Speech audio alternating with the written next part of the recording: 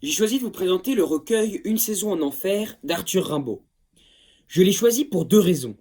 Tout d'abord, j'avais déjà lu l'année dernière certains de ses poèmes, tels que Le bateau ivre ou encore Le dormeur du Val, et il m'avait beaucoup plu. J'ai donc voulu découvrir d'autres de ses poèmes et j'ai décidé de lire l'un de ses recueils, Une saison en enfer, que j'ai particulièrement apprécié. De plus, j'ai également été interpellé par l'âge auquel Rimbaud a écrit ce recueil. Il n'avait que 19 ans en effet lorsqu'il a rédigé Une saison en enfer. Très brièvement, Arthur Rimbaud est un poète né en 1854 et mort en 1891. Jeune prodige, il écrit ses premiers poèmes à l'âge de 15 ans et s'impose progressivement comme une figure majeure de la littérature française. Rimbaud est également connu pour sa relation amoureuse avec Verlaine.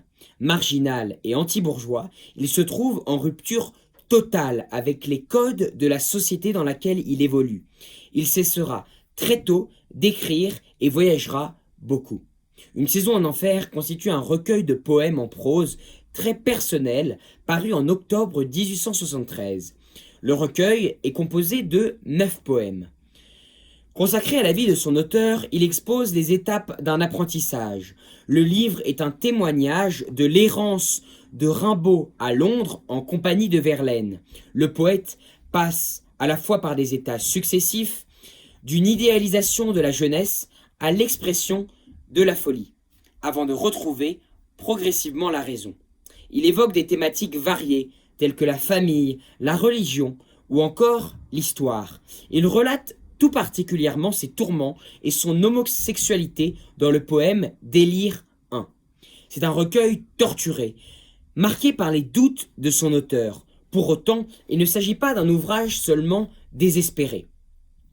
Une saison en enfer est également la seule œuvre importante que Rimbaud ait publiée lui-même. Elle se situe entre le recueil de petites histoires en prose, comme il l'écrit à Delahaye en mai 1873, et l'autobiographie psychologique pour Verlaine.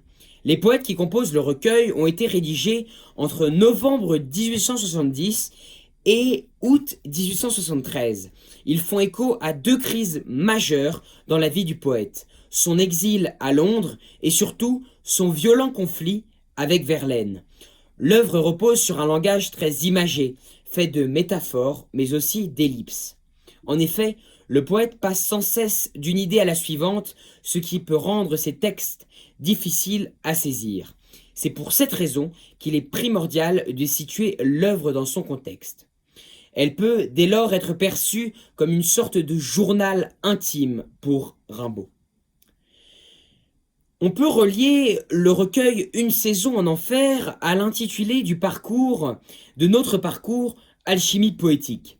L'alchimie poétique désigne en effet une métaphore qui insiste sur la capacité de la poésie à transformer ce qui est ou ce qui semble vil, l'est en autre chose. L'alchimie poétique désigne la boue et l'or, c'est-à-dire ce qui est sale, collant, informe, mais lié à la terre et ce qui a de la valeur, ce qui brille. Les deux termes s'opposent de manière évidente, mais les différences sont faites pour être dépassées. C'est presque un système chez Baudelaire. Dans la tentative rimbaldienne de transmutation du verbe en l'or de la poésie, on retrouve toute la démarche vers l'œuvre de ces anciens alchimistes, désireux de trouver en eux la pierre qui leur permettrait de transformer la matière vile, le fumier sur lequel bourdonnent les mouches de Rimbaud, en l'or véritable. Cette soif inextinguible, voir l'or et ne pouvoir le boire, que ressent le poète, est semblable à celle des alchimistes qui se consumaient en prière dans l'oratoire et se desséchaient devant l'athanor brûlant.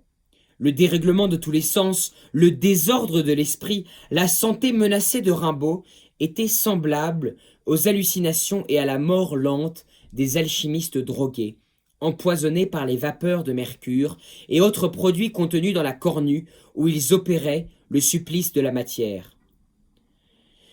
L'un des poèmes du recueil porte d'ailleurs le nom d'Alchimie du Verbe. On peut donc relier très facilement ce poème à notre parcours Alchimie poétique. Je vais maintenant procéder à la lecture du poème L'éclair, qui est le 7e du recueil Une saison en enfer. L'éclair. Le travail humain, c'est l'explosion qui éclaire mon abîme de temps en temps. Rien n'est vanité, à la science et en avant, crie l'ecclésiaste moderne, c'est-à-dire tout le monde. Et pourtant les cadavres des méchants et des fainéants tombent sur le cœur des autres. Ah, vite, vite un peu, là-bas, par-delà la nuit, ces récompenses futures, éternelles, les échappons-nous?